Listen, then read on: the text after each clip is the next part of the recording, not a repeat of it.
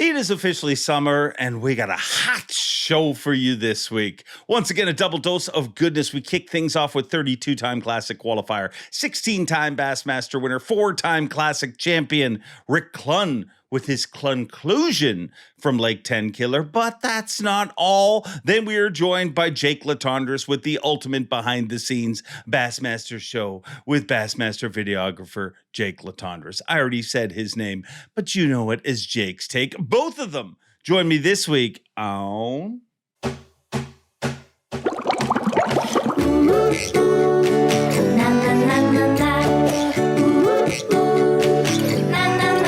I'm Bob Cobb from the Bassmaster. Welcome to Mercer.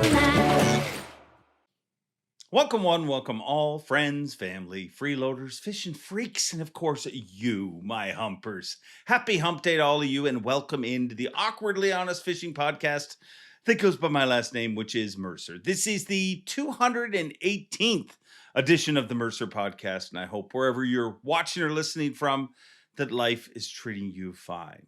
It is officially summer, and it is spectacular. I have been spending a ridiculous amount of time under the water, just swimming with the fishes, and things are good. Things are good, and I hope things are good in your world. And a great show for you here this week. But before we talk about this week's show, let me remind you that I host another podcast. If you like this podcast, well, maybe you'll like another podcast with a very similar voice, well, the exact same voice, as well as some others. It's called Officially Unofficial. Do that podcast for Bassmaster. It's available on the Bassmaster channel. Will be up on the Bassmaster YouTube at some point here this week. And this week's show was, is fishing actually better in the rain? We talked to 4 different Elite Series pros, get their opinion. We talked to Mark Menendez, Ben Milliken, Logan Parks, and Emil Wagner, and get their opinion on how you should fish in the rain. Does it affect things? And kind of the whole skinny on that. So make sure you check that out. But before you do that, you're here for this. So what is this week? Well, we will kick things off with our Clunn-Clusion with Rick Clunn, of course, and he'll give us his opinion on everything that happened in Tenkiller. But that is not all. Then we will jump into things with Jake Latendresse and Jake's Take, and we will continue to break down everything that happened in Tenkiller and all sorts of other stuff in the fishing world. I hope you enjoy it. Without further ado, let's kick things off with a bang with the legendary Mr. Rick Clunn and his Clunn-Clusion.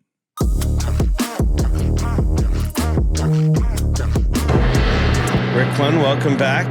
Another tournament, so another Clunn-Clusion of what happened at Lake Tenkiller. No, it brought back a lot of memories. All tournaments do. The obvious ones were a lot of the techniques they were using were some of my favorite techniques. The conditions there was one of my favorite conditions. The storms there were very. I fished tournaments in Missouri early in my career, and some of the worst storms in the Ozarks, and I include Tenkiller in the Ozarks.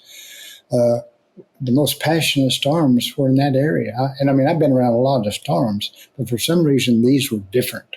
Yeah. And they have all that wind and lightning mainly, and tons of rain coming down on you. But it, as you saw, it had a good effect. And thank goodness nobody was, caught and hit by lightning or anything, because that's always a possibility, since golfers and fishermen are the highest recreational people that get hit by lightning. But in the fishing, it just has usually an amazing effect on. But it was just a really, really neat tournament from that standpoint. And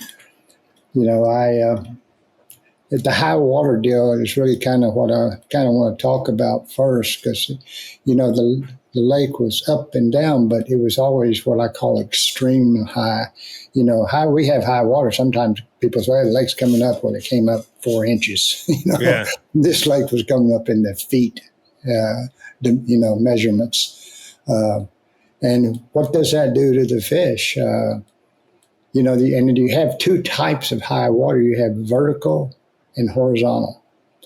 And the horizontal, when it's coming up, it's going to flood a forest. It's going to put thousands of bushes in the water. And essentially, it's going to make the fish harder to find because they're spread out in there.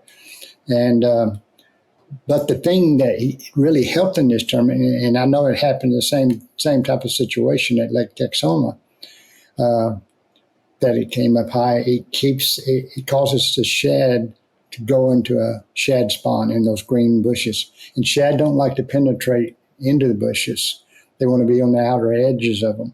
And so that keeps the bass on the outer edges of them. You don't have to penetrate way into the bushes to catch them. And that really helped, even if you were fishing that forest of trees, like some of the guys were. They stayed on the edges because the shad were keeping the fish on the edges. And but it also, that high water always fascinated me because all the years I've seen it, you develop, and then the vertical water coming up vertical, it's coming up. You saw a lot of guys fishing the steeper banks. Well, it doesn't appear to be flooding like it would horizontally, a lot of cover. And so you can reach the fish. Where in that horizontal high water, a lot of it, you couldn't reach a fish. If they decide to penetrate in there where the brim are going to go up in there further. But the shad's going to keep them on the outer edges. Shad are not there, then they're going to follow the brim up into it where it gets them real hard for you to get a lure to them. So a lot of the guys were, like say, fishing the more vertical edges, and which again you could still reach the bridge. They were fishing the riprap on the bridges, and the water's coming up. It's not flooding horizontally a lot, and you could fit the steeper bluff banks. They were doing the same thing. And there was other patterns I didn't really see guys fishing that we always looked for on that kind of deal. It's what I called, did we lose each other? Are you still there? Yep. Okay. Still here. The other patterns, there were some, the runoff pattern is a fun pattern. I saw Welker fishing that. And that's just because unlike the vertical pattern where the fish tend to be scattered along there wherever the shad are, that runoff pattern, because of the current, will actually put a group of fish. You can hit a groups of fish along any current break, like you saw Welker fishing way back in the creek. But the other patterns I didn't see was what I call the picnic table pattern. In high water, especially if it's flooding horizontally, you could still go up into the parks around the homes where they've cleared all that brush, but there's picnic tables and trees left up there, and you can go up there and isolate these fish. Again, they can't get away from you. And that used to be definitely one of my favorite patterns. The baits didn't surprise me, flipping buzz baits, chatterbaits.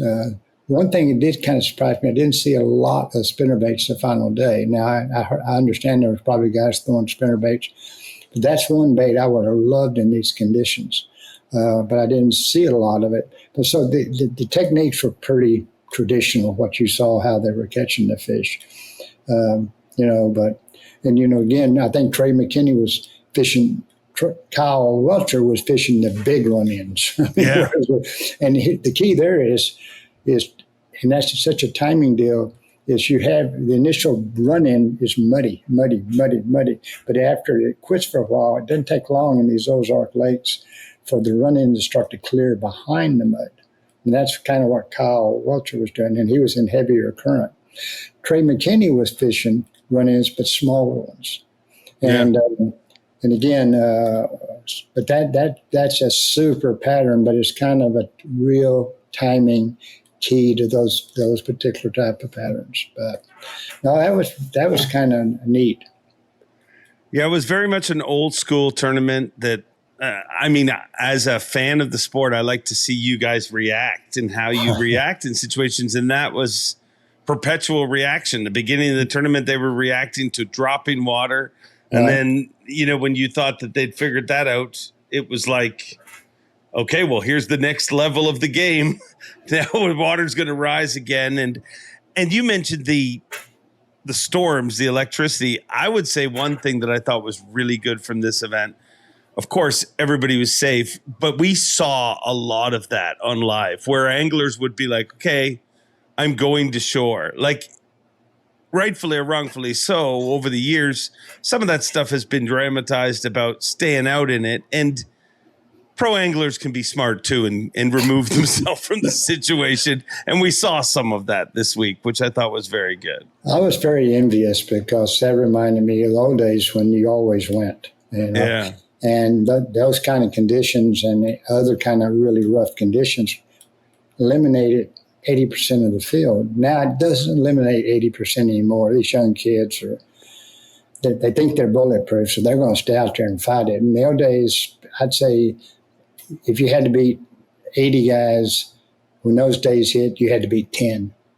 And because of that kind of weather. And I missed that. I was really surprised to see with the amount of electricity was there that they let them go. And I wish I'd been there because I would love to fish in those kind of conditions. But I also know I've used up all my thunderstorm electrical passes, so I don't have many of those that I can use. Pull your card out. Thunder beings, don't wipe me out here today. So I would probably be one of the guys that salt cover under a dock or something like that. There's nothing wrong with that. What's the closest in your career do you remember lightning ever getting to you? We had a tournament out of Paducah where I think it did get David Fritz. That's right. And I was very close to that. I mean, it was that simultaneous flash and sound at the same time that whether it hits you or not, it knocks you on the floor, of your boat. And so that's probably the closest I've ever had one in a tournament. I've had a few in practice because you tend to stay out a little more in practice than you would in an actual tournament. So no, I hosted paraplegic tournaments in Louisiana where half of the people in that tournament were hit, but lost arms and legs due to lightning. Gosh. And the one thing you got to remember, and the one thing I learned there from a conservation guy that was talking about lightning, was that the golfers and fishermen are the most hit. But it's more often than not, what you didn't realize is they're not hit when the storm's coming. They're hit when the storm's over. They think. So They go out on behind it. They can't finish. They want to get out and finish their round of golf. Well, we know the fish are biting, so we want to get out and fish for the fish. So it's the backside seems to be where most of these guys have been hit.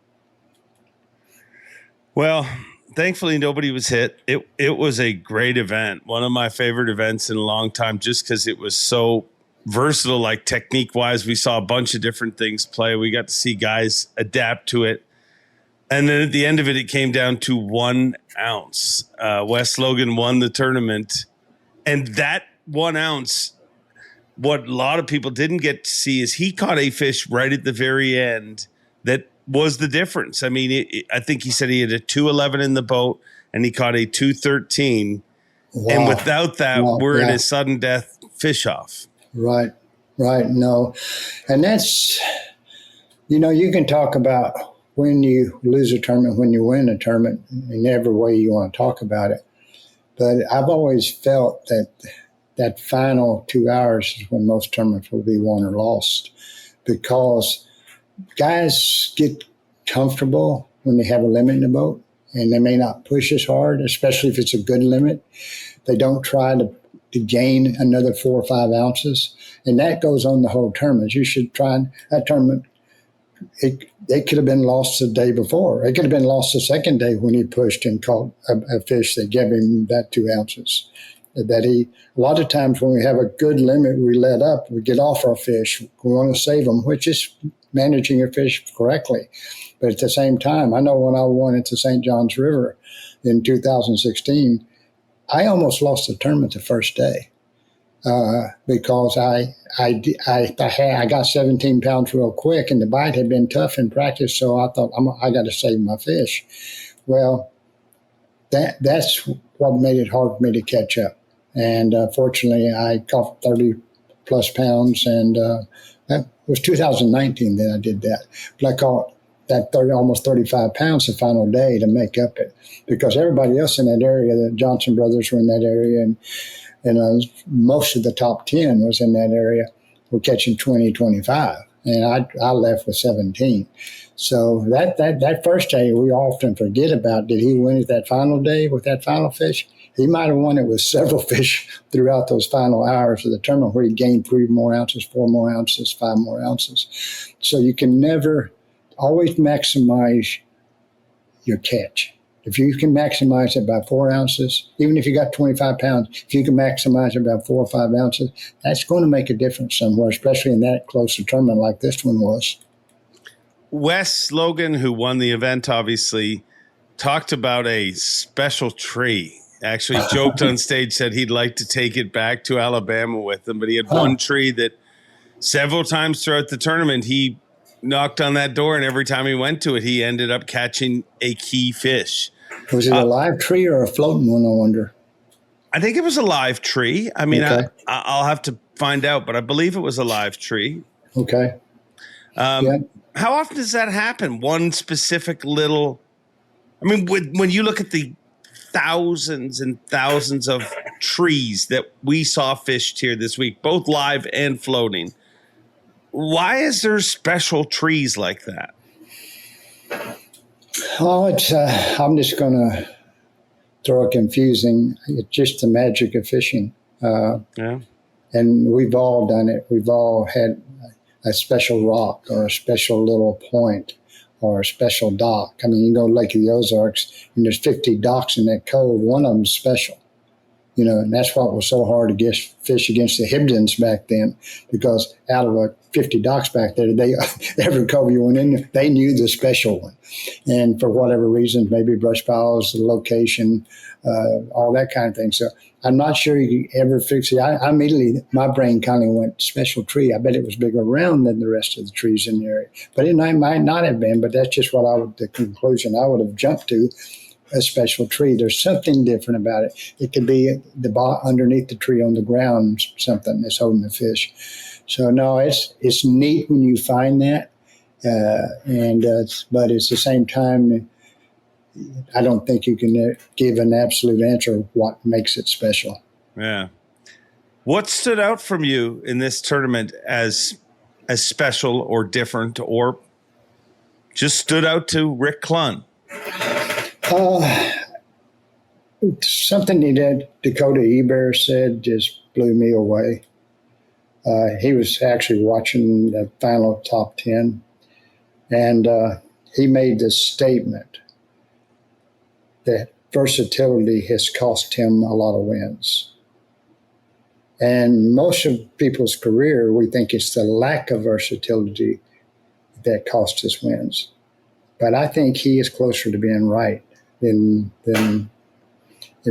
because what happens and what it addressed to me mentally was, we see, like now especially, we see so many what we call unknowns, rookies, come up and do well. And they're not super versatile. But as time goes by, Dakota's been fishing for a while, we seek to become more versatile. And that, in the long run, I agree with him. I mean, I'll give me an example. Me and Gary Klein used to discuss that in the 80s, our whole careers. I've talked about it before. And we would decide, how do we have to become more versatile? Gary was a flipper and I was a crankbaiter. And all these other techniques win from time to time. We need to learn them. We need to become more versatile. And I've always thought, but I've never realized what Dakota said. Gary became a lot more versatile than me. He picked up, doodling and drop shotting a lot quicker than me. He was a flipper, but he learned crankbaiting. He learned all these other techniques. Here's the problem with that, and this is where I think Dakota is absolutely correct, is I won't argue that it's good to be versatile, but when you get in that tournament, you need to eliminate all those versatile things and pick one or two of them. Too many times we tried to fish all of them. And that kills us. And that killed Gary Klein. Gary Klein would have won half dozen more tournaments, but he kept trying to be more versatile. If he would have stuck with flipping, he would have been like Denny Black. He was better than Denny or Tommy Biffle when it came to flipping by a long shot. But he didn't do it. He didn't commit to it. And so the fact that I think Dakota, and I'm just kind of thinking for him now, I think he's not had a great year. I think he's realizing his versatility has hurt him instead of committing to one or two things that he's really good at and committing to it. A lot of the young guys don't have very much, so they commit to it. And that's why they do so good. They commit to their strengths. And so now I guess the question ultimately is become more versatile, but how do you use it correctly? And right now, you need to have practice. That's what practice is for. You can be versatile in practice. But once a tournament comes around, you need to eliminate even a lot of your other techniques. It's kind of like the local that you go to back in the early days especially. And I've been asked this, how do you beat all these locals? How do you find the best places? And I went, I don't find the best places. They know the best places. I just commit to the one or two good places I find. They try to fish every place they've ever fished in their whole life, and that kills them.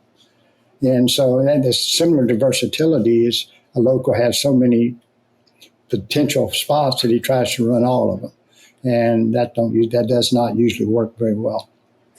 Well, and that played out too in this event. Andrew Loberg, who very nearly won the event, came within 1 ounce of winning the event, led it wire to wire right till the finish line, and Wes Logan chased him down and caught him. But on Sunday before takeoff, I asked him, how are you? He doesn't have any history on Tenkiller. How are you doing what you're doing? Like if Jason Christie went wire to wire in tough conditions, you're like, well, of course he's from there. But he said his advantage that week was his lack of familiarity with that body of water, just because he was able to look at it with fresh eyes. He said, I knew where I was catching him, and I just kept repeating that in different areas of the lake.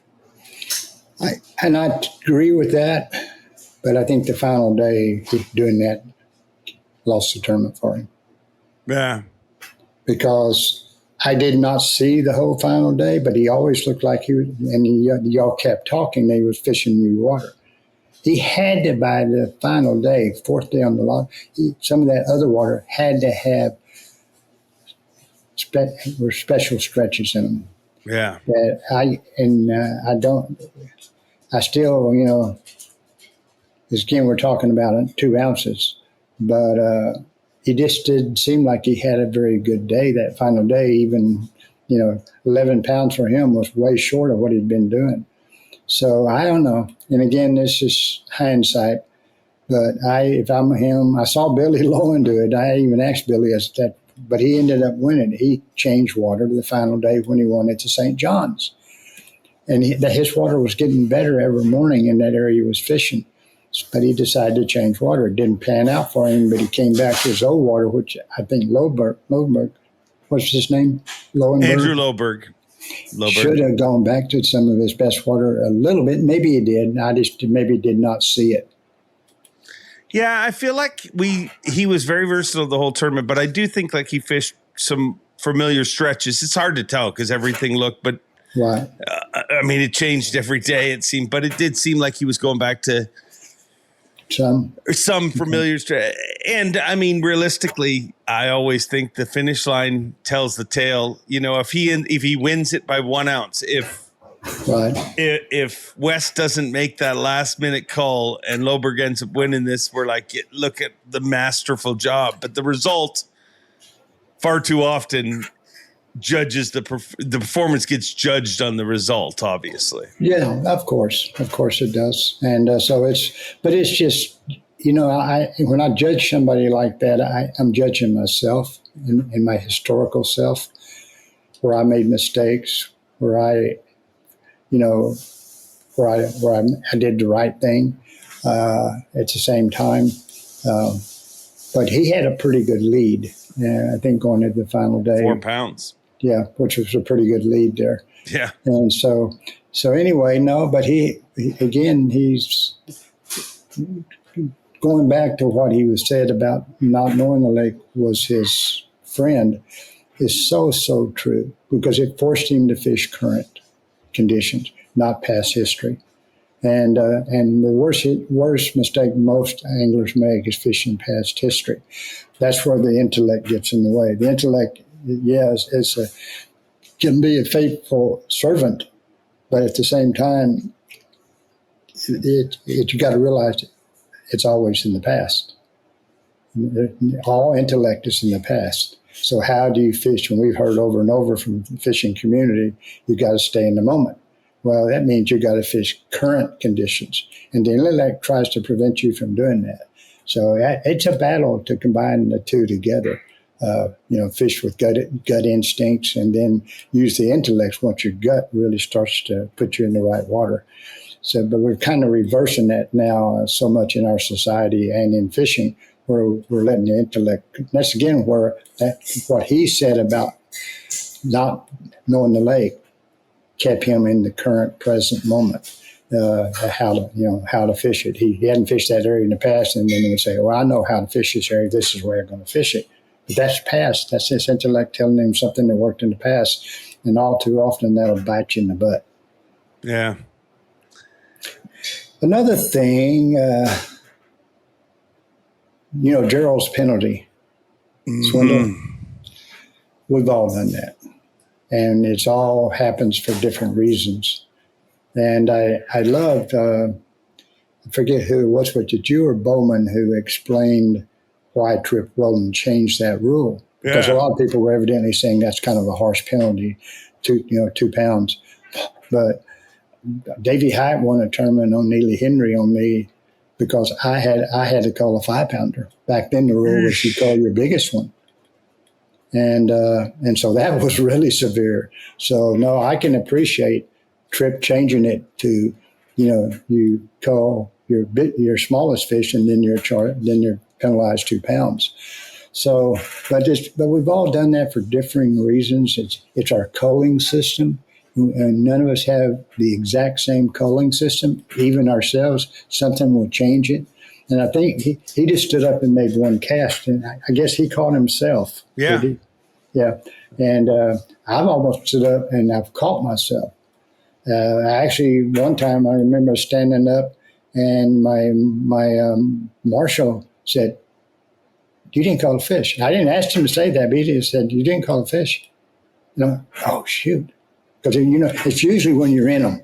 And golly, you want to because that's the one thing that still drives me absolutely nuts. And I'm not saying I'm saying it right. It's these guys weighing their fish. I can't stand that in the boat. Now, I can understand it when you're culling, but in the weighing their first fish or second fish or third fish, your eyes know what those fish are, okay? But they're costing, I'm counting one. He picks it up, 1,001, 1,002. It's taking 10 to 15 seconds every time they do that.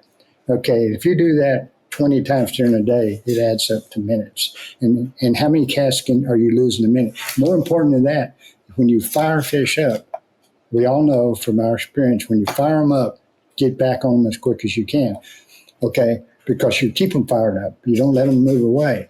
But when you're sitting there wasting 15, 20 seconds weighing these fish, then it's a killer. It can be a killer. You can let them swim off, cool off. But that's also when you own them like that hard that you can forget, that you got too many fish in the well and get back up and want to make a quick cast again. So I feel for Gerald, but I know we've all done it. I've done it probably more than once. So, one of the most embarrassing times is my son River at Lake Darnell in Arkansas. I came in and River run down there to help me cull it, and I'm going, "Okay, Riv, hold the bag there. 1, 2, 3, 4, 5. Oh crap, 6." Oh.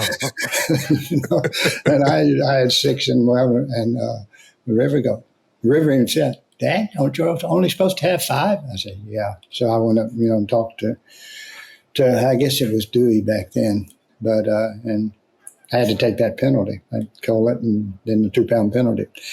So that was kind of it's just part of the sport. Making it's a controlled variable, and you should never allow a controlled variable to beat you. And that is definitely a controlled one. And of course, I came in, lost the Texoma tournament in B.A.S.S. Would have won it by 7 pounds and came in 14 minutes late. Oof. Well, I lost 14 pounds of that 16-pound day and lost the tournament by 7 pounds. That's a controlled variable.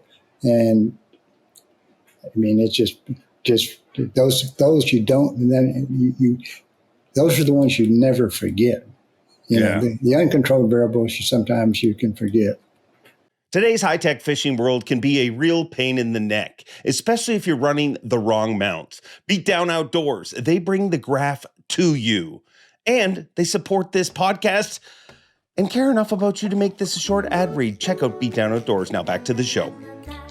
Yeah, I imagine those ones burn harder. Being late, having a short fish, the Clunn violation like Gerald had. A fish care penalty that you can't control that in some situations. That just kind of happens or doesn't happen. But those other ones, just the simple fact that you remember them as well as they do proves that they're harder. You remember things that are harder on you. No, and mine, bringing up the Texoma tournament again, which was very similar to this one, very, very high water, shad, spawn early in the morning out on the edges of the bushes, the green bushes especially. And that morning I caught a little bitty spotted bass, a 12-incher, okay? And I pitched him in the boat, and he fell off in the air and hit the boat. Well, I looked at him, he measured, I put him in the live well, and I knew I was going to call him. But when I went to call him, he was dead. Okay, so I gave up probably 2.5 pounds 3 or 4 times that day because I could not call that dead fish. So again, that one, that's a controlled variable. Later when I looked at him, why is he dead? He had a big bruise on his side when he hit the ground. He must have ruptured something. But that was also Brandon Card and I were racing the final day to this one shad point. And it was a fun race. There was no, we said, okay, who gets to stay on it first, right? And I said, yeah. I thought I could outrun him, but I didn't. And he got there first. And he also caught that same walking bait. He caught this big fish on the final day at Tenkiller. He caught his biggest fish there. He didn't win it, but I think he was second behind Hackney. Yeah. Yeah. And, but that was my favorite thing of this whole Tenkiller tournament when Brandon Card caught that fish. It's just the excitement in him, how he literally became more alive as how much fun he had catching that fish. And it reminded me of a statement that Joseph Campbell made. Joseph Campbell wrote The Power of the Myth. And one of the most incredible books I ever read. And the whole book is about humans throughout life as a search for the meaning of life. And finally, Joseph Campbell said, I don't think we're searching for the meaning of life. We're searching for how to be more intensely alive. And when Brandon caught that fish, he became more intensely alive. And I loved it. It sent thrills on my back, just how excited it was. It wasn't even really about, and it was somewhere back in his mind about how important that big fish was in this particular event, but how much it brought back his love for doing what he was doing. And it's almost like then, I don't know if he had an epiphany. And I had an epiphany that similar to that. I felt it identically similar to that. And one of the beauties of fishing is in fishing tournaments, we get caught up in the honors and awards, okay, so much. And the trophy and the check. And people, hey, you did good, you did well. But really, I won the Redman All-American at Lake Havasu in the 80s, so I don't know the exact year now.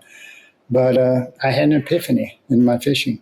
I realized that when I won that event, that I had totally misunderstood the real honors and awards of what I did. And I felt that with Brandon. I've watched that.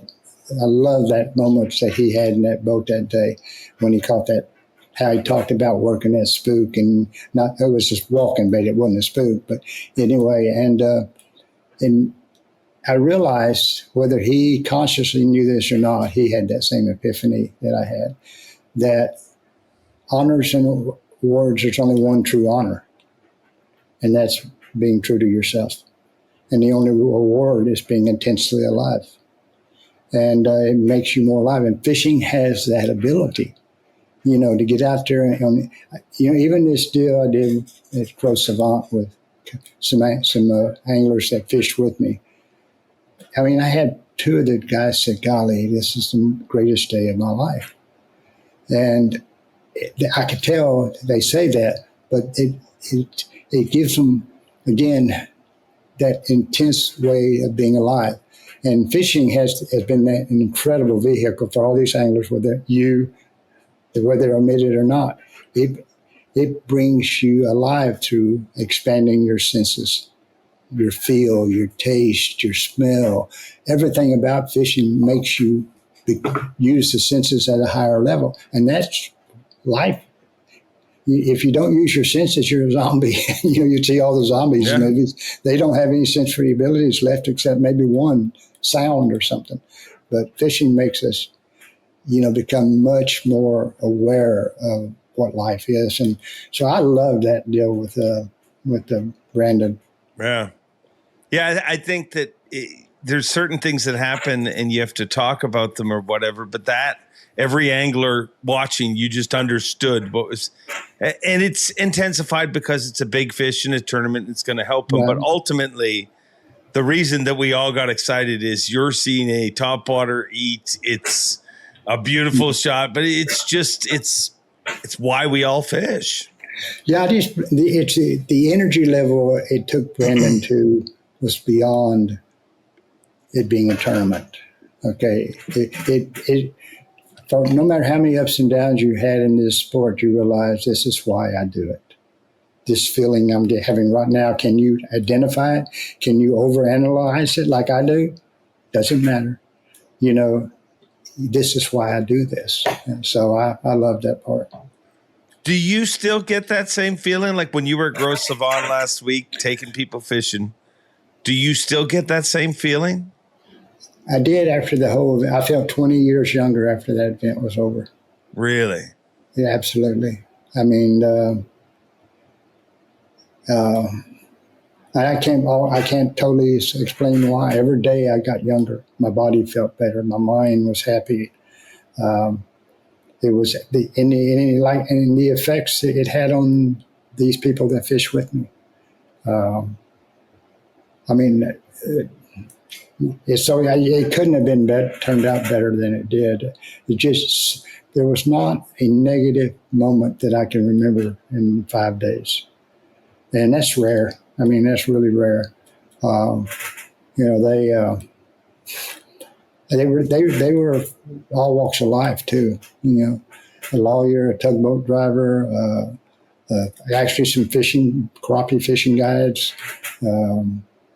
Some retired guides, some guys from Rogersville, Arkansas, that all they do is security stuff in all the Walmart stores, but this, you could tell each one of them came for more than just to catch fish. We had some great talk, and mostly it was so positive. That's what I appreciated about it, because they didn't talk religion, they didn't talk politics. There's a lot of politics going on, but there was never a word mentioned about it. And, there's so much going on in the world to pull you down. And I think this really was elevating everybody that was there. Yeah. Is that something you're going to do more of in the future? I didn't know, but now, yes, because I wanted to see how this first one went. And we have one scheduled in October on Grand Lake in Oklahoma. And we may schedule one more, actually another place like Gros Savant called and said they would like to do one. And I haven't talked to them completely yet, but I might do another one. The one in Grand Lake is in October. And because I always have a reluctancy time frame to schedule these. With Gros Savon, you don't want to schedule it 2 months from now when the hurricanes are hitting. No kidding. And then, Grand Lake, the coldest tournament I ever fished was on Grand Lake in Oklahoma in my whole career. And that was in October. And this is when I want to do this, when it's October, because it's such a great buzzbait time of the year and a great square belt time of the year. And I try to schedule them according to that. What kind of, it's just not catching the fish. A lot of people, they want to learn how to fish baits maybe they don't fish.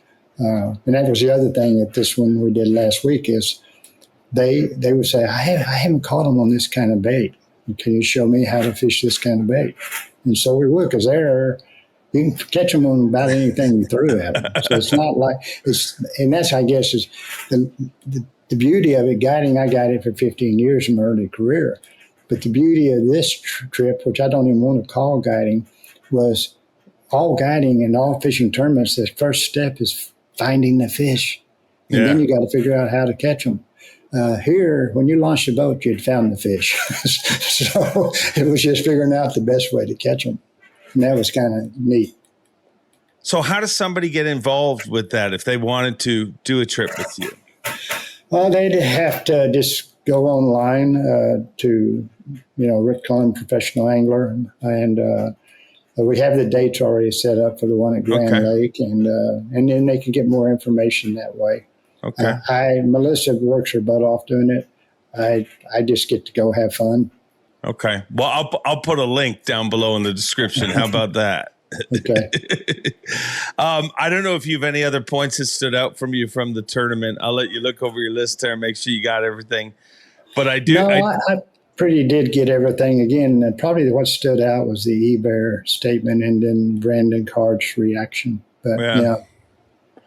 One last thing I want to tee you up on, because I'd love to hear your opinion on it. And I look at our last two events, the Sabine River and now Tenkiller, two pretty compelling tournaments, fun to follow.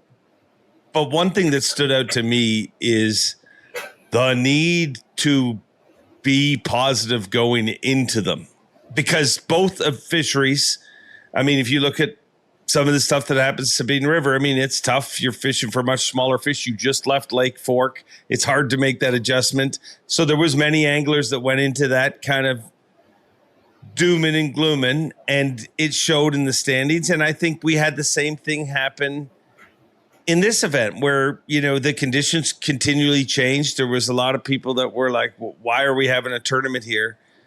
But did you find that through your career, how important it was to go into an event with the right mindset? Absolutely. It's just like really all sports. The mental part of the game is by far the most challenging. And in this one, I mean, everybody, I really trained myself to overcome negative thoughts. And I had different methods to do it because everybody has them. I don't care who you are. You'll have some negative thoughts. And you had to, and like a tournament, like at Sabine, let's use for example, I always finally, the bottom line, I go, somebody is going to win this tournament. Why can't it be me? And it's probably an easier tournament to win than Lake Fork. And so that was always what I kind of fed off from, was that somebody's got to win this event. And the, perfect conditions, best conditions, you have a lot more people fishing at a high mental level. That's why I hated the no-go rule due to weather, because I knew that we're going to be going more now in perfect conditions, and that used to be a huge advantage, was that for me, because I remember there was tournaments I'd practiced in, and Lou Daves finally even made this statement. He said there was days that he'd go to the ramp and there would only be 4 or 5 boats at the ramp, and it was terrible condition, and I'd always be one of those there because I knew, what if I had these conditions in the tournament? I had to know how to fish them. And But now, due to the rules of, we don't go in bad weather, then, everybody is going to be more positive. But no, ultimately, and that's also just an evolution of anglers. Some anglers start out positive, and then as the older they get, they turn negative. And it's a majority of them, really. It's not a minority. And it is, when you start out, it's kind of like Loberg. He only thinks about reasons to succeed, okay? And he doesn't have a whole lot of reasons to fail. Knowledge gives you two types of information. It gives you ways to catch the fish, but it gives you a lot of ways not to catch the fish. Which one are you going to emphasize as you evolve into being an angler, especially a competitive angler? Used to, like if the wind's blowing in an area, you say, dang, that wind's going to blow right into where I'm at. Okay, cover that negative thought up with 4 or 5 positive thoughts. Yeah, that's true, but there probably won't be any other boats in there. It's going to keep that water messed up a little bit, so it's kind of like an early morning bite that's going to be prolonged due to the cloud cover and the wind. It's going to move the bait fish, and you can predict into certain areas. So I was always trying to look at the positive reasons, not just the negative one. So it's it's a battle, and I don't believe there's an angler that's not ever gone through that battle. Yeah. Wow. Well, here's my conclusion. You make this show better. You make the world a better place, and I thank you for sharing some of your conclusions with me, Rick Clunn. Well, my pleasure. I actually enjoy this, and like you said, I never know what's going to pop out at me, like a B.A.S.S statement, like Brandon Card's reaction. I've been doing it, for 51 years now, and I never realized. I always looked at versatility as a positive thing, but I heard that over the weekend, it's not necessarily a positive thing if not used correctly. And most of us don't use it correctly. So that was amazing statement. Thank you very much, Rick Clunn. Thank you. See you later. Get some rest. Oh, yeah. I'm all rest now. We got 7 weeks before the next event. I will either be swimming with a fish or casting to a fish every day until then. They're good. Yeah. Good for you. Always a good day when Jake's take is back in your life. And where will Jake's take us today? I missed you, man. This is like 2 weeks. I was jonesing last Tuesday for recording, but whatever. You were busy in the Olympics, the Junior Olympics. I was very busy. I was. Don't make it sound like you missed us, but we missed you. Yeah. Well, man, what has happened since Tenkiller? Storms. A lot of storms. They got a big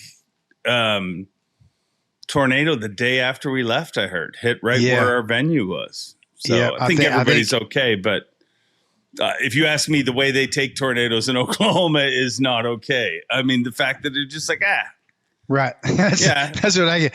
That's what I get when I posted stories and posts about the weather and getting under rain cover with Andrew Loberg. It was like, oh man, you guys, this is just normal Oklahoma weather. They're like Dorothy and Toto. Yeah, not me. I did not. I don't know what's more terrifying: the fact that you have a storm that will potentially make you go hide in a bunker, or the fact that you have to hide in a bunker. Like, did you see on the way to takeoff each day on the left-hand side after you pass, like, I think it's their fire department, but they have the community shelter, and it is literally 2 shipping containers. Like, I think it's concrete and there's a lot more in it, but it looks like side by side 2 shipping containers. And I looked at that and I'm like, could you imagine just being in there with everybody, just be like, and it says storm shelter. There's a sign down there that says storm shelter. Yeah. I passed that and I was like, huh. Wonder if it's bomb proof. I don't know. I don't know. That's a whole other story nowadays. I know. That's why I kind of hinted at that. But when I was a kid, I don't know how you guys were. I lived in Tennessee, and we had tornadoes and pretty bad storms fairly regularly.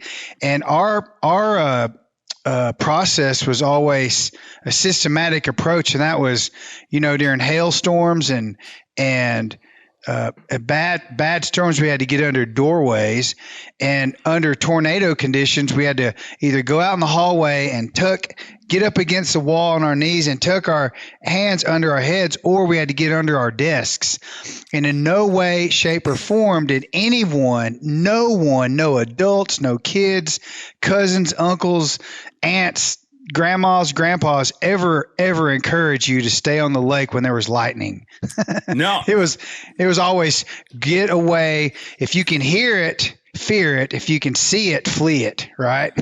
I think that was a pretty cool thing that happened at Tenkiller, actually, because over the years, and I mean, everybody's kind of guilty of it, but things like that have been kind of dramatized. You know what I mean? A storm coming, big waves, things like that. I mean, it's TV. All that stuff is dramatic, but I think to a negative where people are like, yeah, you got to stay out in it.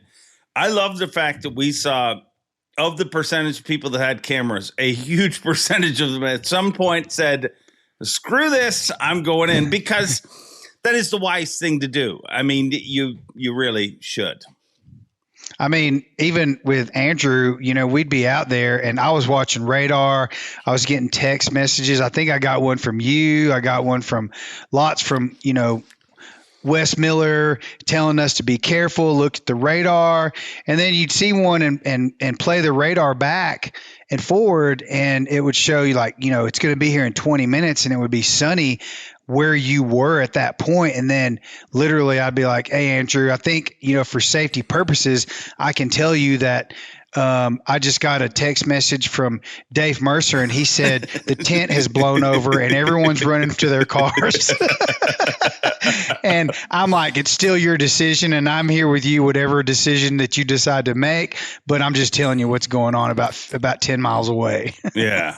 No, it was brutal. I mean, we were doing live at the casino, like in a tent, and this storm is like, you can see it. And normally it's frustrating because cameras, it looks the opposite. You know what I mean? It never looks as menacing as bad. So I'm like looking back and I'm like, we need to stop. Like, because when we can't do it, it goes off to the studio, right? So we don't just leave the air. And Zach Brown's like, I think we can get one more segment in. And I'm like, I disagree. And right before the segment started, he's like, well, just stay until you're comfortable. I opened the segment and looked behind me and said, they said to stay till I'm comfortable. Goodbye. Set the microphone down and walked off the set, which then Kyle Jesse followed. Jason Curate followed. And the only guy standing there, shocker, Luke Palmer from Oklahoma. From Oklahoma. Yeah, he's been through that a number of times. But yeah, that was actually, I mean, there were times where it was a little scary. Wasn't about the rain or the waves. It was about the thunder, the lightning.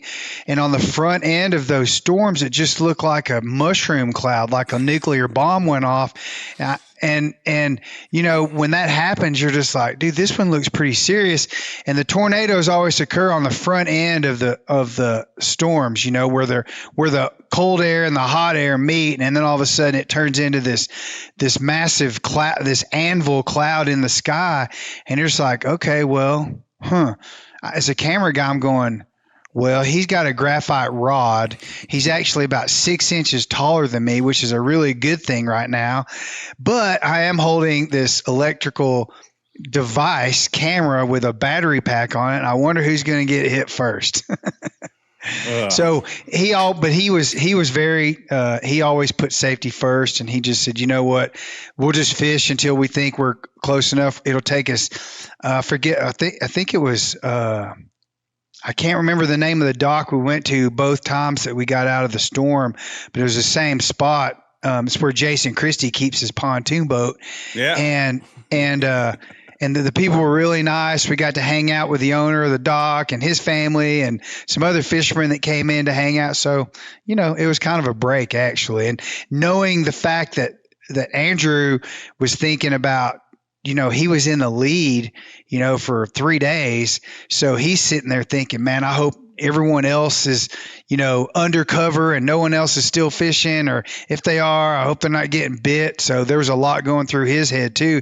And you could tell because his head was always on a swivel, just kind of thinking about what to do next and where he was going to go after the storm cleared. And to his credit, man, I think both times we came out of that marina, we went under the bridge and around the corner, and he actually he upgraded like 3 fish that kept him in the lead, because it was towards the end of the day, like 1:00 in the afternoon, when that really bad storm came through, and he went around the corner and literally culled 3 fish in about 30 minutes right after the storm. So it was a pretty cool experience.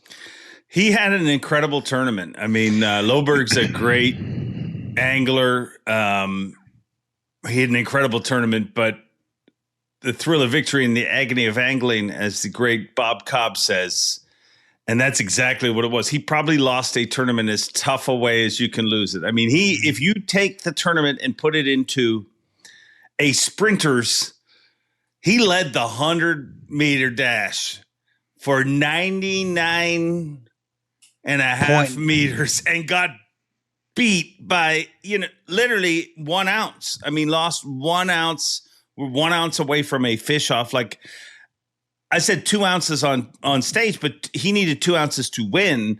1 ounce, we would have had a fish off. You would have been right back out there, which would have been incredible. But I mean, you got to give the kid respect. What an event. I mean, almost went wire to wire.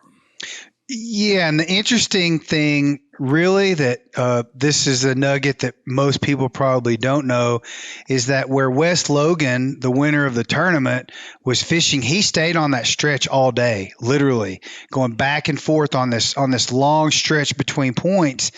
And Andrew passed by it like 3 times, and every time he went by, he said an expletive and said, "Man, that's where I've been wanting to go there."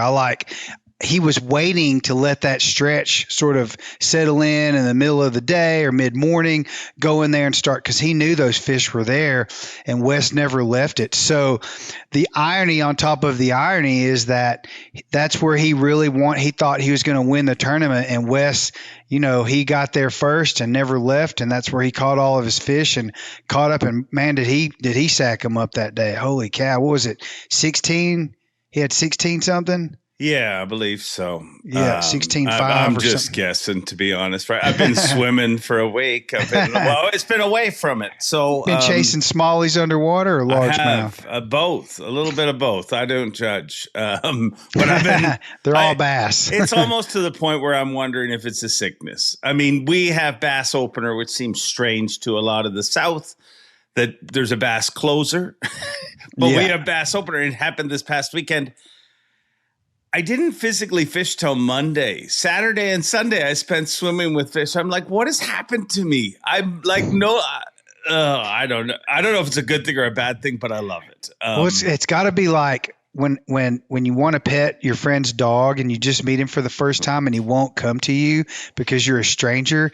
So you do everything you can to try to coax this dog in. You put your knuckle out. You go, come here, and do all these kissy things, and he still won't. And then you go get a dog treat, and he kind of comes to you and you toss him a little bit of it, and then he figures out you're a nice guy and he comes over and lets you pet him. Is that what diving with fish and trying to get him on film is like? It's nothing like that. Oh, sorry. No, here's the best way I can equate it to, because when I hear people like you or Swindle or Zona or whoever or Swindle or Zona. No, people that love to hunt. Okay.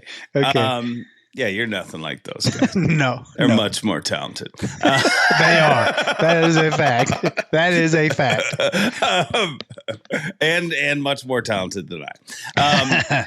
But when I hear you guys talk about tree stand therapy and stuff like where you just absorb yourself in nature. Oh, I see. And I've done that. I don't hunt, but I've gone out with buddies and just sat in tree stands. And that feeling when you first go in the forest, you get there and, the forest is feeling you there. Like everything's quiet all of a sudden. But as you sit and you slowly but surely, the forest comes to life. First it's, you start to see the a chipmunk or a chickadee or a squirrel or whatever. But then all of a sudden you're in somewhere that most people never get to see. And that's a natural forest, that's with the real noise. All, right? Yeah.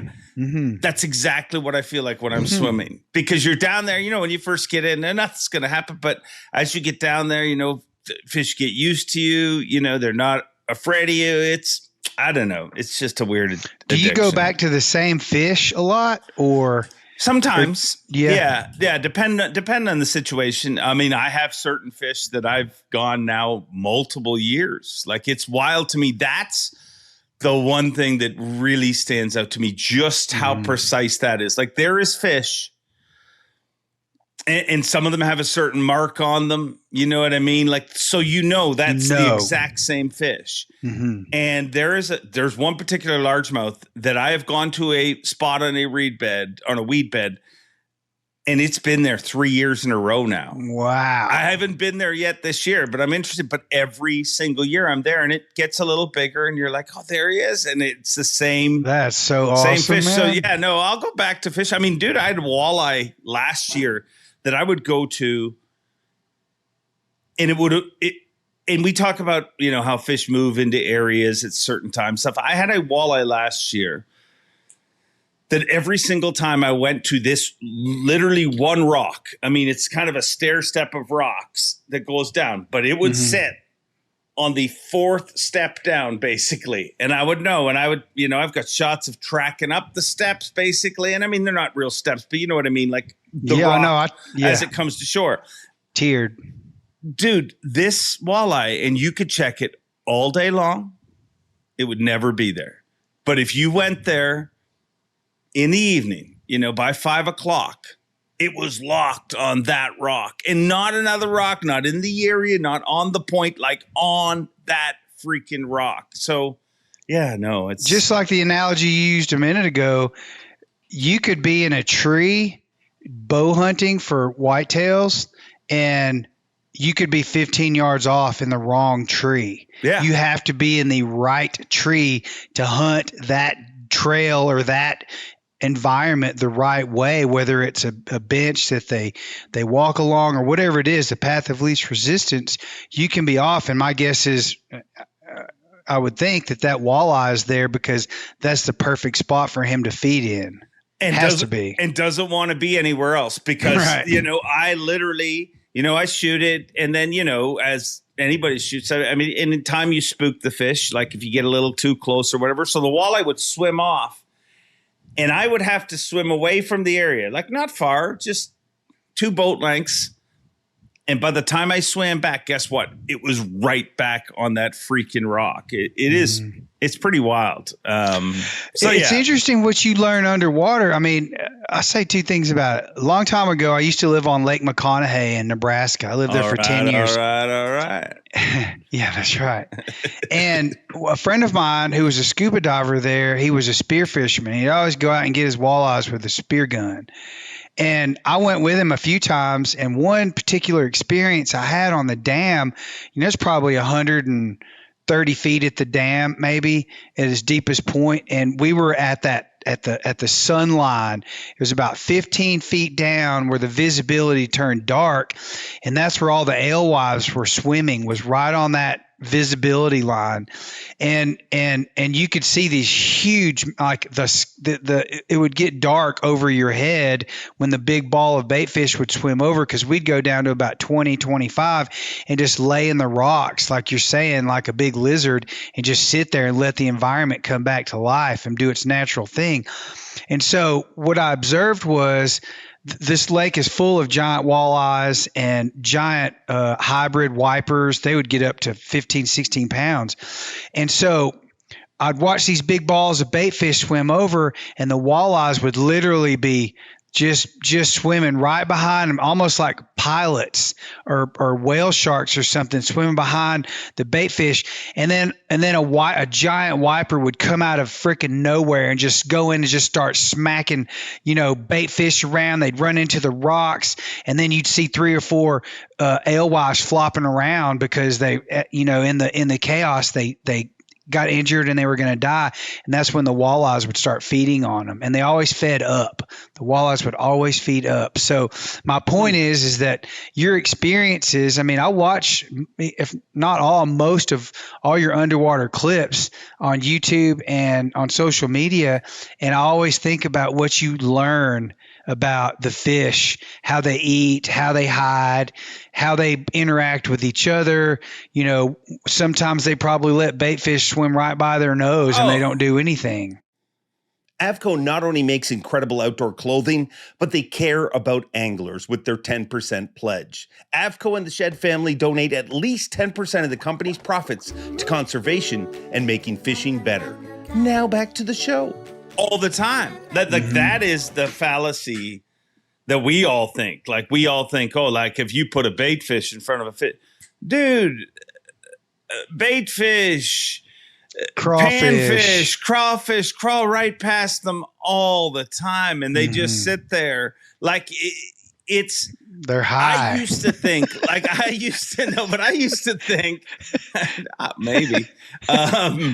I used to, maybe that's what he's getting from that rock. What are you blowing out of that tank? Rubbing on that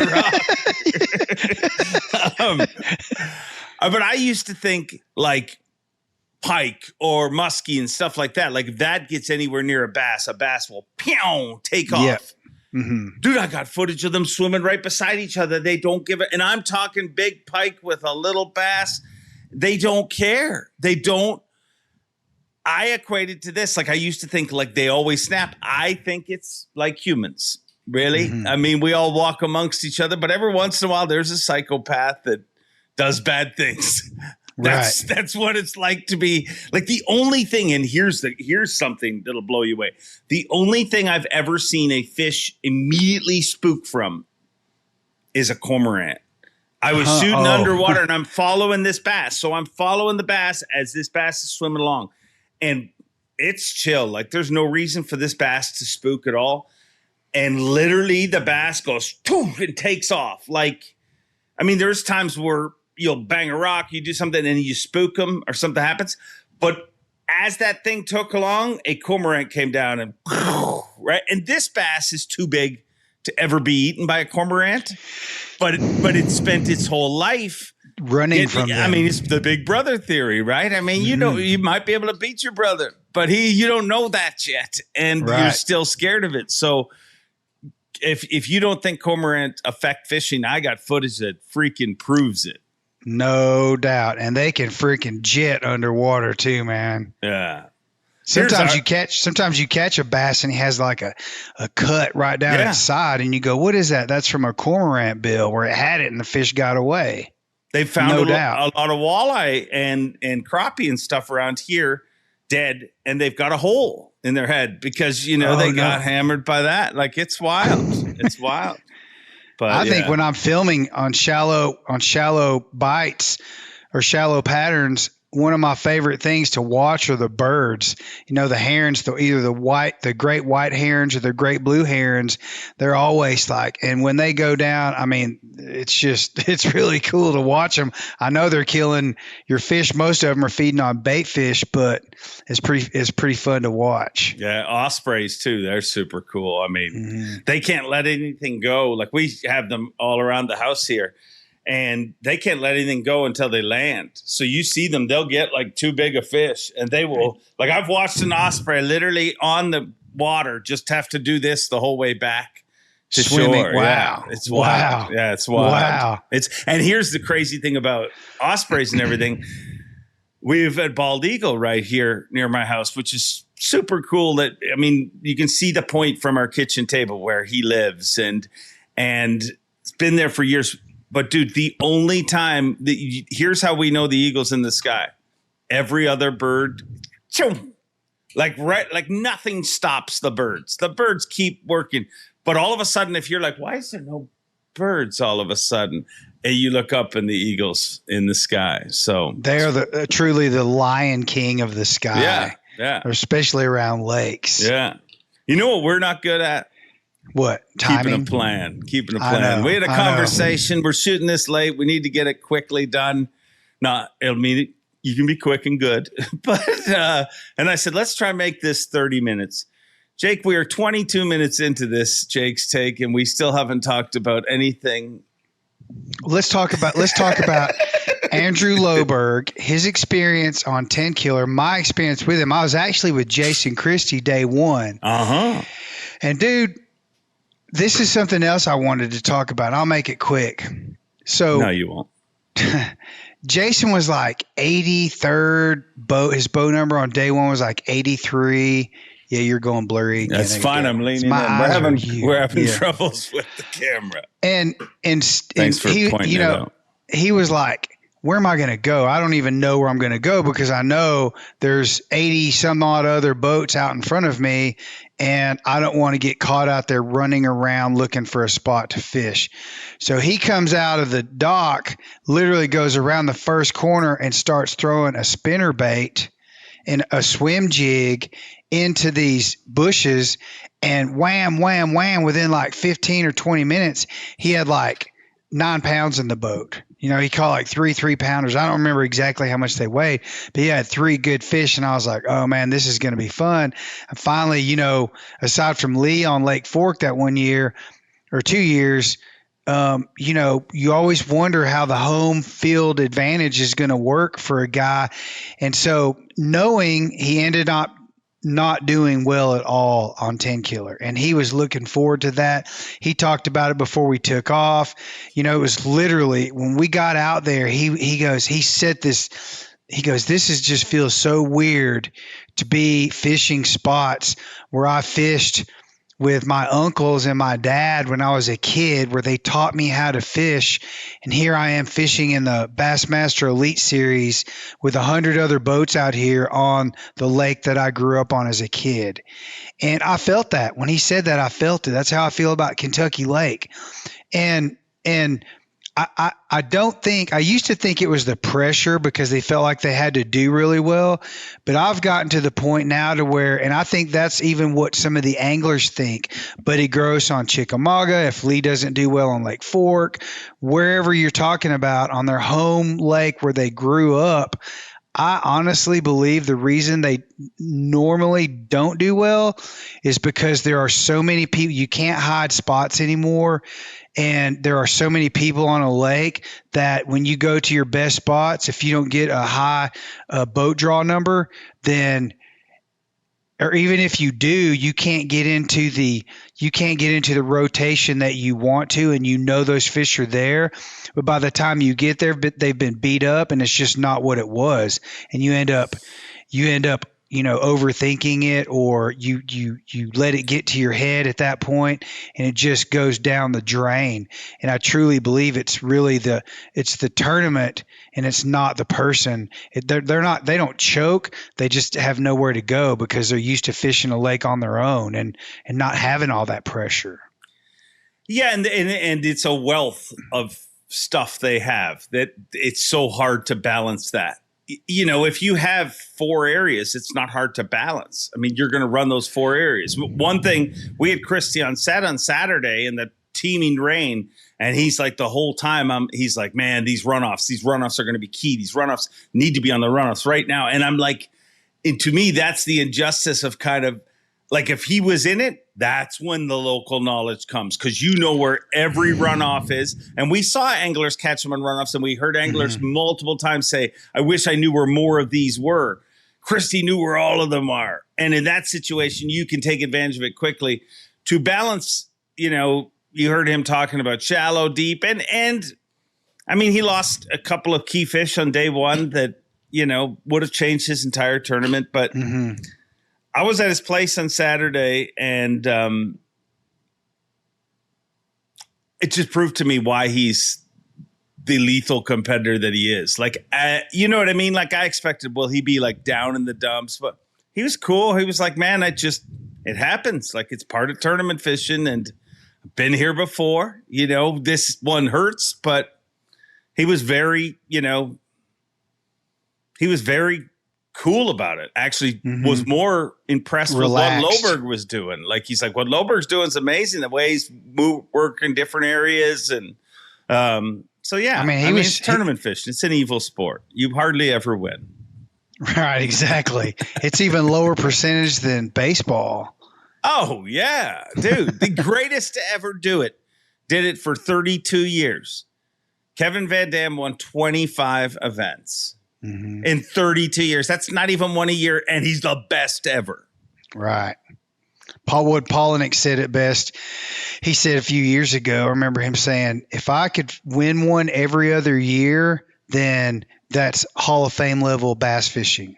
Like, that is, that's how low percentage it is. And I wish I could have spent more time with Jason in the boat, because he talked a lot about his uncles. Like, I would imagine what was going through his head was, what would this uncle do? Because he said there was 5 brothers in his dad's family, and they were all fishermen, and they all had a specialty. One was a spinnerbait guy, one was a topwater guy, one was a chatterbait guy, one was a jig guy. They had all these different specialties. And I remember him telling me, he said, I had a lot of good teachers. It wasn't just one. I had all these uncles that loved to hunt and fish, and that's all they did. And that's where he spent all of his time. And he knew every bush on that lake, and every point, and every rock, and every runoff. And those runoffs were really interesting because they were running off on solid rock. So they were running off into the lake very clear. So wherever that runoff was, there was clear water, which you can only imagine the amount of biomass that would gather in those runoffs. And some people caught them there, and some people didn't. But you just know they were there. They just didn't figure. The ones that couldn't figure out how to catch them. But I'm sure Jason could have. Yeah. And the other thing to keep in mind is what we talked about to start this is the weather. Those fish are used to it. It's not like this was just a torrential rain that happens once a month. They've been having that for the last 2 months there, basically. And Christy talked about how important it is to be there right as soon as it starts happening. And, similar to the forest and everything, you see everything come to life and how everything starts to feed off each other. And, so it's symbiotic.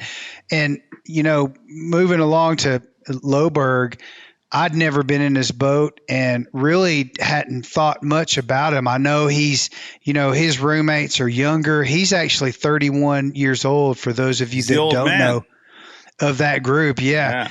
And so this is something that was kind of eating at me after I got to know his little group of, his roommates, essentially, his traveling roommates. The Surge Squad, I call them.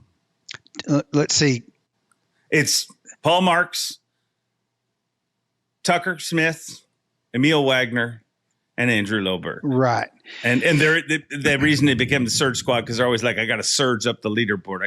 So they're the Surge Squad, which they're no joke. First of all, fishing, they can catch them however they want to catch them. And the more I got to hang out with them, having been in Andrew's boat for 3 days, I got to hang out with all of them, even before takeoff, sometimes after takeoff, at weigh-ins, and then at on the last day at the final weigh-in between Wes Logan and Andrew Loberg. I was standing back by the media trailer with Andrew's 3 roommates, and I was getting to know them. And the more I got to know them, the more they opened up. And I think they thought, I don't know why I have this feeling, but I think they thought that I might not be on their side. And I found it to be very, it ate at me, because I like everybody, or at least most people. And I didn't want, I got to know them a little bit, and I opened myself up to them because I wanted to get to know them better. And the more I got to know them, the more fond I became of all of them. They're all really good guys. They all were rooting for, they weren't rooting against Wes Logan. They were rooting for their roommate, Andrew Loberg. And that's a natural part of being friends and comrades and all that, and bonding and all that stuff. And I told them all, every single one of them, I told them, I said, I know you guys are under a lot of pressure. You guys are feeling the young gun experience. At times I'm sure you feel like outcasts. And Logan Parks, he's part of that little group too. And they don't room together, but I mean, him and Tucker, obviously college teammates. And right. And I mean, they won $1 million together. Yeah, there's that. That'll bond a man. Yeah. I mean, if I won $1 million with somebody, I'd probably be tight with them for a while too. Well, we started talking about, the negativity and the criticism that they felt like they were under and they didn't deserve. And I agreed with them. I said, I agree with you guys. I'm on your side. I'm on everybody's side. But as far as this particular issue goes, I'm on your side because all they've ever done is fish. They grew up fishing, and they used whatever tools they had in front of them. And it wasn't like they ever set out, to be cheaters or cut corners or any of that stuff. And I found the longer the conversation went, the more open they became with me and the more comfortable they became with me. And Logan Parks, I think he said it best. He called his HDMI cord between his transmitter cord to his Garmin, his live scope cord to his Garmin monitor on the front. He called that his umbilical cord, because that's kind of the inside joke for them, that everybody thinks that all they can do is live scope. So that cable is their umbilical cord to fishing. And so we all had a big laugh with that. And, I just want to make it known, to their critics out there, you don't have to like it. And, you've always said that, and so have I. You don't have to like it, but these are nice. They're good kids. And they work their asses off, and they try really hard, and they just want to be a part. This was a dream of theirs to fish at this level. And I think sometimes they feel like some of that enthusiasm and camaraderie that fishing is supposed to be has been stolen away from them because of all the critics out there, and they don't deserve it at all. They're really, really good guys, and I'm rooting for them even more so now that I've gotten to know them a little bit better. I've known Tucker and Logan and Hayden Marbut on the other side. I've known them since they were in high school. I covered them in their high school championships, and I've gotten to know them and their families very well over the past 6 or 7 years. And I've always felt like they were good people. They have good support systems behind them from their families. And even I want to add this to the group too. Easton Fothergill, he messaged me the day before yesterday on Instagram, because he keeps up with my son Walker, mostly his fishing and boxing stuff. But he sent me a private message, and he goes, it wasn't that long ago that I was fishing out of a 10-foot kayak, just like your son is, doing the same exact thing. And dude, I almost teared up. I'm a softie as it is anyway. And because I've been thinking about that. My son is in love with bass fishing. His 10-foot kayak with his little 33 thrust Minn Kota might as well be an $100,000 bass boat, and he's not using live scope. He's figuring these fish out. He's starting to understand patterns, where they like to sit on the shady side of boulders and under tree umbrellas and all that stuff. And when Easton said that to me, it hit me, and it hit my heart, and it hit my soul. And someone like Easton Fothergill would message me, because that took him back in his time, and it really wasn't that long ago that he was doing the same thing. So shout out to the young guys. I love y'all. You guys are great guys, and I will always defend you in any capacity, knowing that you guys are doing the right thing. You're doing what you love, and keep doing it, man. Just keep doing it. Says a lot about Easton to even realize that. Like, let's be honest. I mean, at 30 years old, at whatever, but at 22, to like look at that, and with everything he's got going on in his world, let's be honest. I mean, a 22-year-old version of me, I ain't looking at anybody's son. I'm that disconnected to reality if I'm experiencing what he is. So it says a lot. I was in about bars getting in fights at night. Oh, I heard Easton loves to throw them. I mean, no, he doesn't. He doesn't. I'm throwing, flipping jigs, maybe. No, they're good. And hey, there's part of it that I think is part of being a young person in a sport, is part of it being a young person in a job. It is, you're gonna, like, it's not always gonna be warm and fuzzy. I mean, there's part of it that's that. And part of it is just, here's my growing problem with the whole forward-facing sonar debate. Nothing is a fact. No, but nothing's a fact. Like, you know, if you watch a video for somebody that is against it, they will tell you that, you know, it's bad because it's boring to watch. You're right in some situations. They hate it because it's not the fishing they grew up loving. They're right in some situations. They dislike it because they're not good at that. They're right in some situations. Remove the other one. The young guys who think that, well, you shouldn't just, you know, like, you shouldn't hate on something. They're like, no, you should. I can understand why people don't like it. I can understand why people say it's boring. I can understand some of these, but what I'm saying is I understand both sides. Like, the world doesn't have to be, because I love bass fishing. And when I learn something cool from something, I love that. Right or wrong. You know what I mean? Like, so just because there's certain ways of fishing that don't relate to me, you know what I mean? And it doesn't have to be bass fishing, but fly fishing.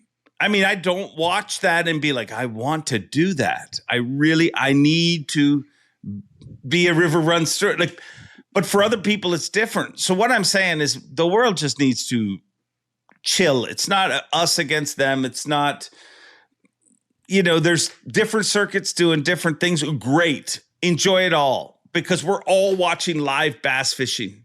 Like the us against them thing that is just constant. I don't understand. And I get it. It sells points better. Like, if I made a stronger statement and went one way or another, it would get a lot more clicks. But the truth is, I love all the veterans. I loved watching Swindle fish the way he fished. There's nothing that excites me more than watching Hackney. But I also love the young guys and their excitement. I love, like, if you think of the Surge Squad and those four guys, what they're going through, what they are having right now, this year, in the next few years, East and Fall, those are the good old days for them. Those are the days that they're going to look back and love. And miss when the limelight and the spotlight's completely shining on them. They're the old guys in the circuit, and they're looking at what the new guys are doing. There's always a rookie initiation into every professional league: football, hockey, basketball, baseball, all of them. There's always that, you know, flamboyancy that gets criticized, and then the guys that are quietly good, like your Mahomes guy, you know, the hate comes with success, and it's part of it. And they, you know, they're going to have to learn to deal with it as much as, you know, everyone else has to learn to deal with them. It's part of their process. And the reason I brought it up, it's really not, to me, a front facing sonar issue anymore, because you can either love it or hate it. I could care less. But I don't think they deserve to be deemed bad people or criminals in a sport that they love as much as they love it just as much as KVD or Swindle or whoever it is out there. They love it as much, if not more. And they're getting criticized by people that were their heroes when they were little bitty kids, people that looked up. I don't know specifically. I just know that, as the word travels through the circuit on the professional level, it's a 50-50 division oftentimes. And you just look at it and it changes your attitude. And again, the reason I brought it up is because I don't believe that those young men deserve that. But listening to what I just said 30 seconds ago, being successful in a professional world like this, where there's millions and millions and millions of people that fish and they want to be at that level, and they watch it on TV, or they keep up with it, or they just read magazines or watch YouTube on tutorials and how to be better at it. Of all the people with all the eyes on bass fishing as it is, I just feel like they deserve to be known as good kids, and they can fish however they want to, and you can hate them for that. That's fine, but they're not bad people. Period. No. Period. Great people. Yeah. So how did Loberg do what he did on the water? Like, it did seem like if Jason Christie was doing what he did, fishing different areas and stuff, it would seem like, oh, well, of course Christie's doing that. But you have very little knowledge of the fishery. Like, what stood out to you angling wise from Loberg? He moved around a lot, and he would find a positive bite, even if they were little ones. And then he would narrow that down into, the last 2 days, he really, day 2 and day 3, he caught most of his bigger fish on the bushes that were either isolated or at the ends of the points. And almost all of the fish, the falling water had pulled the fish out to the edges. And not to be critical of Jason, what he was doing at all, because everyone knows that we're friends, and I love Jason. I look up to him, and he's always going to be one of the greatest anglers that I've ever covered in my career. And yet at the same time, Andrew Loberg was fishing some of the same exact spots, and I think he had just either he came through at a different time when the fish had moved up, or it was reloading when he got there. I mean, everybody knows there's a little bit of luck in some of it too, right? But at the end of the day, he started focusing in day at the end of day 2, day 3, and day 4. He struggled a bit, but he still had that same pattern, and he was flipping. I mean, his bugs, I think he was flipping was he flipping a rage bug and on a Texas rig, and it was no different than anything else anyone was doing. He wasn't further away from the bushes or using live scope or any of that. He never even turned his live scope on until the end of day 4, when he had to go catch his limit. Like, he ran out of fish and he was starting to panic, and he went out and live scoped like 2 upgrades within 45 minutes of check-in on day 4, which actually made it that much closer than it would have been at the end. But that was it. He just hit the right spots at the right time, and he kept. If they didn't bite, he would hit the outside perimeter bushes first, and then hit the isolated either tree limbs or bushes out in the open water off the points, and even in back in the coves. And that's really where he caught most of his big cull fish. I've run a Yamaha outboard for over 30 years. It has got me home safe each and every time. If you enjoy this podcast, remember, Yamaha supports it, and they care enough about you to make this ad read very short. Now back to the show. Did he... Now, we're just doing coverage, and we can't see exactly where he is, but it definitely felt like he was going to different areas. So at the tournament, but on day 4, maybe had narrowed stuff down. That's what it looked like through coverage. Was it like that? Mm-hmm. So at the end of day 3, he had like 3 or 4 big upgrades. I mean, like significant, he was culling, a 14-ounce fish and a pound 2 and a pound 8 with, threes and 3.25 and 3.5 pound fish, maybe even a 4 here and there. And he went back in this really shallow cove where it looked like a gar hole. There was tons of carp back there spawning, and it was where I told you when we came out of the marina and went left where he made some upgrades. This time he went to the other side of the bridge and went down into that pocket.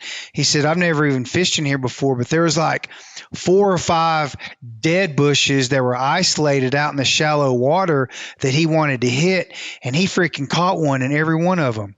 Even if they weren't an upgrade, he caught a fish in every one of them. So he started settling in to that pattern. He fished, both sides and in between and in the middle, and then he would pick up a chatterbait and throw it, between bushes and all that stuff. And he seemed like he always caught them on a crawfish plastic, whether it was a jig or a Texas rig, in those isolated bushes. And so on day 4, he thought, okay, well, I'm going to go fish my normal morning pattern. And then, which were docks, he was flipping docks back in that one cove, and he had been successful for 3 days doing that, caught some really nice fish back there. But on day 4 that morning, it really didn't produce. Oh, I know what I want to talk about too. That fish that he missed that, or he lost. That he lost. They assumed that Chris Johnston went back in there and caught it. That was absolutely the same fish. And I knew that Chris had caught it, and I couldn't tell Andrew, obviously couldn't tell him that he was wasting his time, because he went back there. He's like, I'm going to go catch that fish again. And so for two days after that, you knew, and he kept going back to it, but he never knew. He never knew. It was so it was painful because he would comb that location up. He would comb it with a frog, a jig, a chatterbait, a spinnerbait. I mean, he literally was like, God, man, I must have really stung that fish. So that was interesting. But yeah, he was fun to cover. I loved being in the boat with him. We talked a lot about California and his family, and growing up on Clear Lake and catching big fish. And as I posted pictures and video clips of him on my social media, I was getting lots of feedback from the California bass anglers that were his friends that knew about him growing up, and they all have nothing but great things to say about Andrew and all the damage he did in tournaments. And even as a kid, they knew he was going to be a great angler one day because of his passion for fishing in California. So, and now he lives on Guntersville. I mean, It was a great. I had a great time hanging out with him, and I hope to be in his boat again soon enough. I feel you will. I feel you will. That's so painful. You never think about that. Like the camera guy knows, and you can't say anything. You're just like, ooh. He caught it 2 hours and 23 minutes after Loberg missed it. Yeah. And so Loberg, I mean, we've all caught or missed a fish and then casted back in there, caught another one the same size, wondering if it was the same fish or if there was just multiple fish in there or whatever. I guarantee you that was the same bass that he missed.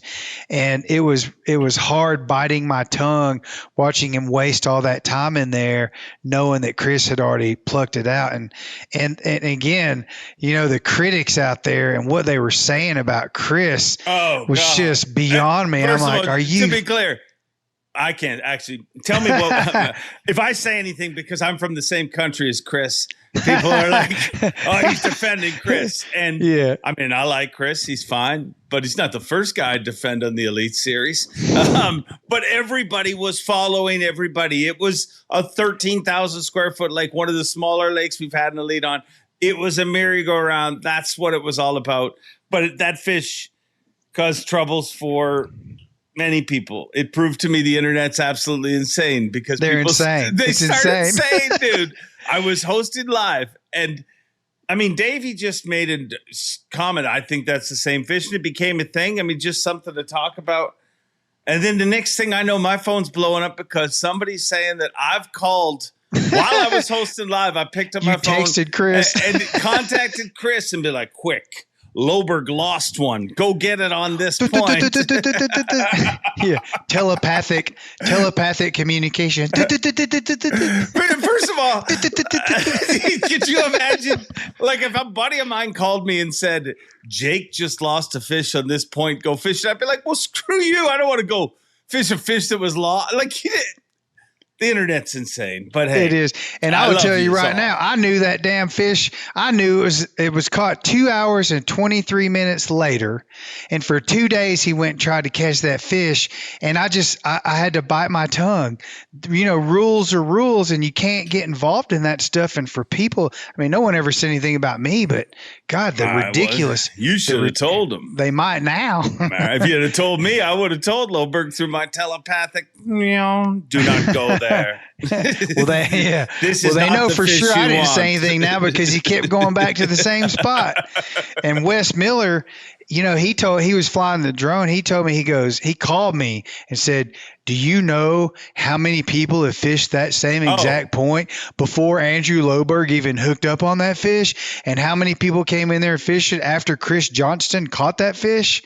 I mean, it was just, that was a very a communal spot for a lot of people to fish. And Chris Johnson he's the one that caught it.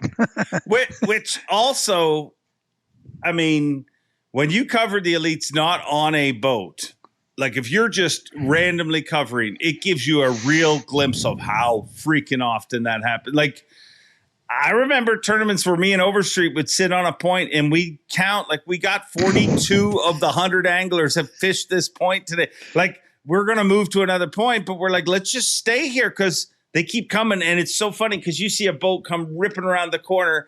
And if there's a boat on it, that guy goes, oh.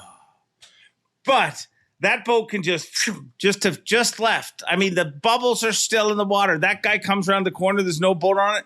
Yes, I got it to myself. But meanwhile, the thing's only been free for 30 seconds. Like, that's the timing of fishing. Easton talked about on Ray Roberts at the Classic when Lee and I took off. You know, Easton and Lee were and Corey and Milliken were all kind of fishing in that same area. And when Lee took off, he's like, "Man, we got to scoot." So we come around this little island and we take off. And Easton caught like a 6 or 7 pounder in his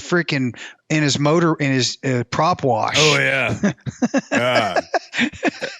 There's lakes where that's the play. The way to do it. If you give a boat pass, you cast at their prop wash. And there's lakes where, again, I mean, it's like runoffs, like fish get used to what.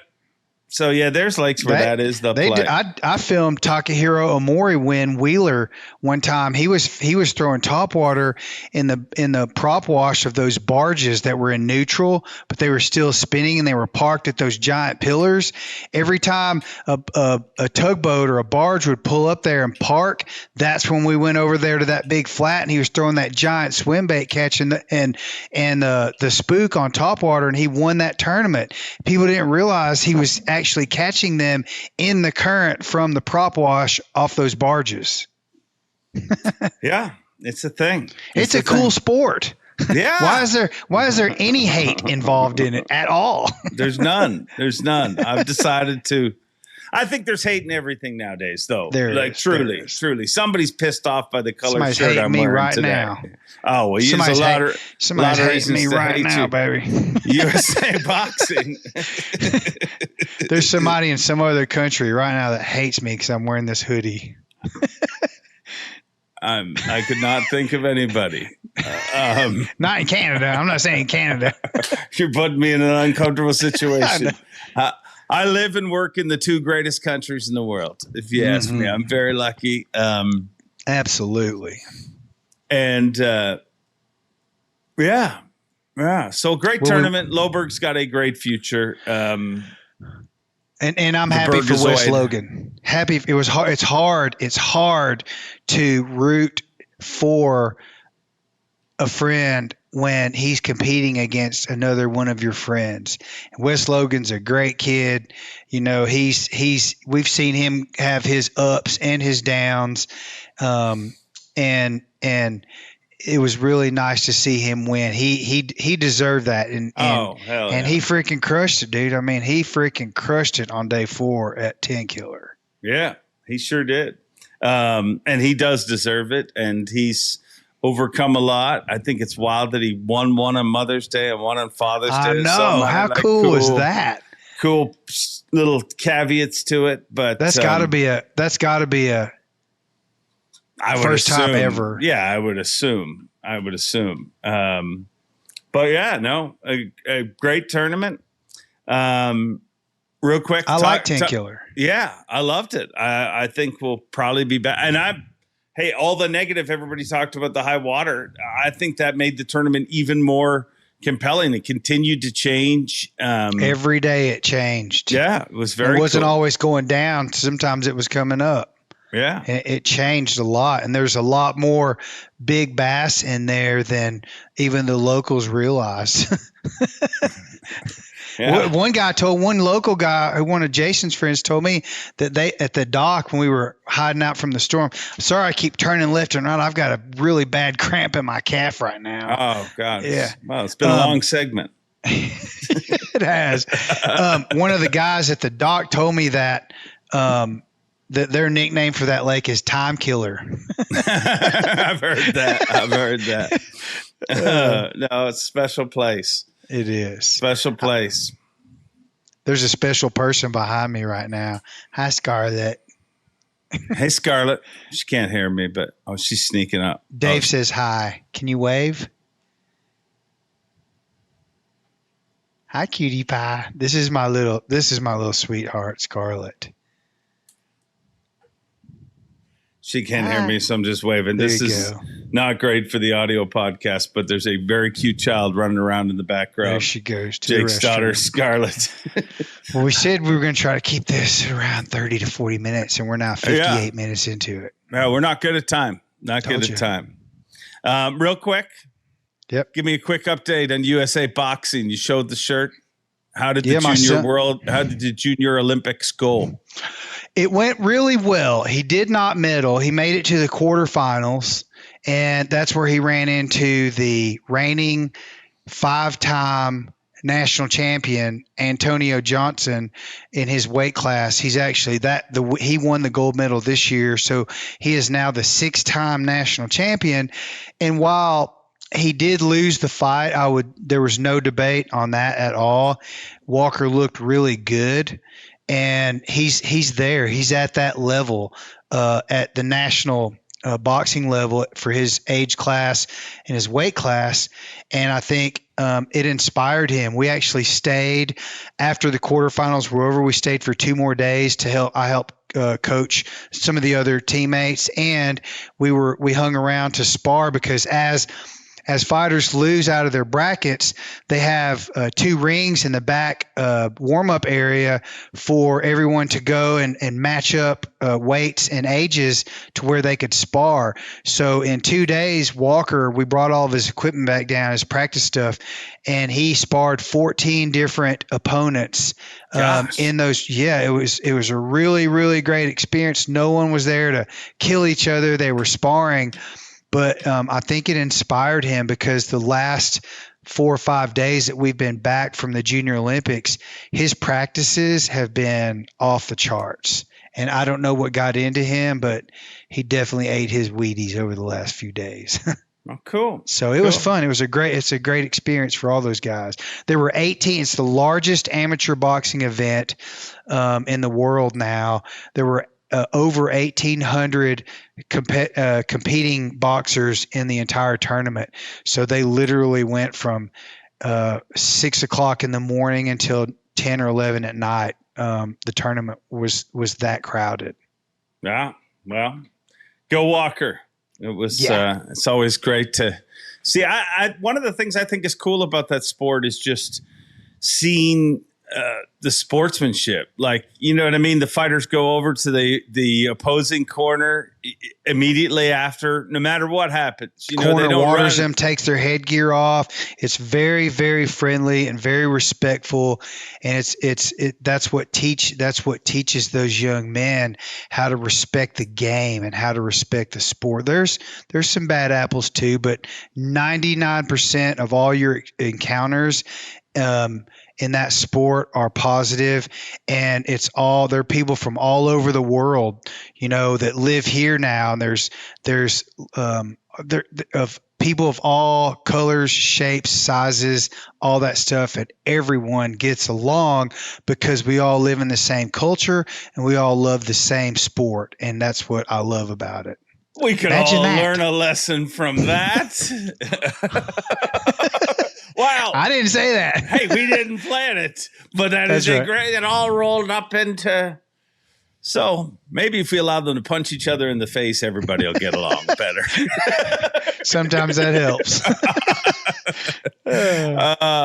Jake, I'm going swimming. I gotta go do something. I know I do. Yeah, well, probably Whatever chase a child somewhere. But yes. Thank you, dude.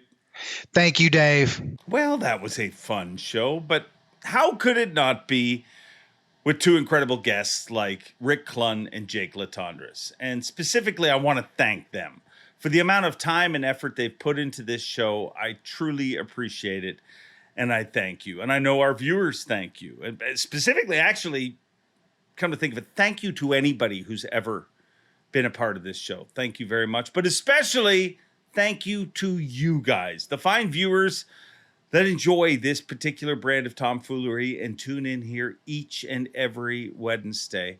I thank you for that. I hope you all have. Speaking of which, a very special shout out to JBT Fishing TV. Super thanks is a thing that YouTube does. He gave this show $100 super thanks last week, which is the biggest ever, unfathomable, unthinkable, and just did it because he says he enjoys this show every week. Thank you. That truly is amazing. And all of you tuning in each and every week is amazing. I thank you for that. Actually, let's crash the comments this week. Let's everybody, if you've enjoyed this episode, if you enjoyed this show, whether you want to leave a comment or a thumbs up, let's blow up the comments so the algorithm can feel you stroking it and this show can continue to grow. Whether you're watching on YouTube, you're watching on Spotify, wherever you're watching, leave a comment, leave a rating. Let's crash the comments. And like I said, a simple thumbs up. It does the same because I don't believe the algorithm can read. It just reacts to interactions. So let's crash the comments. I hope you all have a wonderful week. Enjoy being. And until next time, Bob Cobb, take it away. Thanks for watching. Please like, comment, and subscribe because Bob Cobb of the Bassmasters told you to. You hear?